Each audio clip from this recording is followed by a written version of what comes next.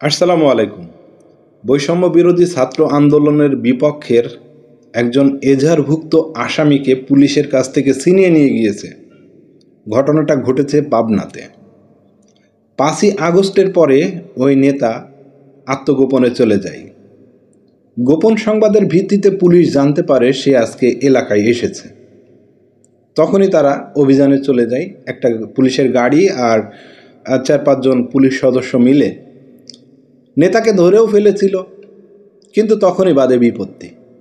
তার যে সহোদররা আছে তারা চলে আসে এবং পুলিশের উপরে আক্রমণাত্মকভাবে তারা ক্ষেপে যায়। তখন পুলিশ বাধ্য হয় আসামিকে তাদের কাছে দিয়ে দিতে। এই বিষয়টাতে মানুষ আসলে ভালো চোখে দেখছে না। অনেকেই বলছে সেখানে পুলিশ সদস্য এক রাউন্ড গুলি যদি ছুটতো তাহলে সবাই ছত্রভঙ্গ হয়ে যেত। তখন তারা নির্বিঘ্নে আসামিকে নিয়ে থানায় চলে আসতে পারত, কিন্তু তারা সেটা করেনি। তারা আসামিকে তাদের কাছে তুলে দিতে বাধ্য হয়েছে। অনেকেই বলছে পুলিশ লীগ বলে কথা, কারণ এখনও পুলিশের অনেক সদস্য আছে যারা আওয়ামী লীগের সময় গোলামি করত, তারা তবিয়তে বসে আছে। এই কারণেই আসামিকে ছিনিয়ে নিয়ে যেতে পারছে। আসলে বিষয়টা তারাই ভালো জানে।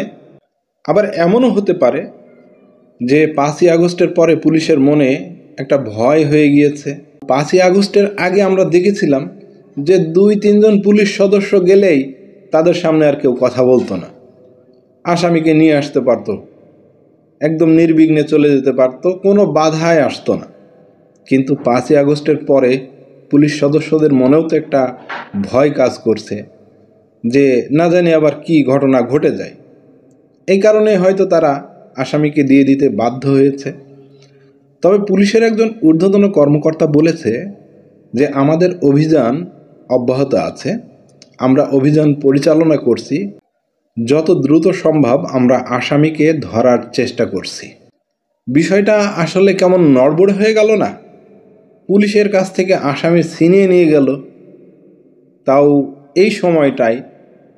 বুঝতাম যে সময়টা অন্য সময় হইতো, আর হবেই বা না কেন, আস্তে আস্তে সবই ঠিক হয়ে যাচ্ছে। যেহেতু আওয়ামী লীগ প্রকাশ্যে লিফলেট বিতরণ করছে, সেহেতু বুঝে নিতে হবে তারা সক্রিয় আছে।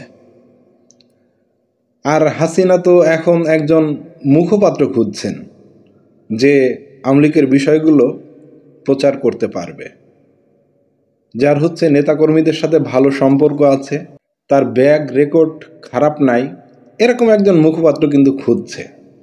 তাহলে আওয়ামী লীগ তো সক্রিয়ই আছে। হয়তো এখন বৈষম্য বিরোধী ছাত্র আন্দোলনরা নড়বড়ে হয়ে গেছে, মনে হচ্ছে এমনই। তা না হলে কীভাবে প্রকাশ্যে লিফলেট বিতরণ করে, তারপরে বিভিন্ন জায়গায় লিফলেট তারা মারছে, তারা রং দিয়ে বিভিন্ন জায়গায় লিখছে জয় বাংলা, আওয়ামী লীগ ফিরে আসবে। তাহলে দেখা যাচ্ছে এর ভিতরে কোনো কিন্তু আছে, যার ফলে আসামিকে ছিনিয়ে নিয়ে যেতে পারছে। যাই হোক, মূলত এই ছিল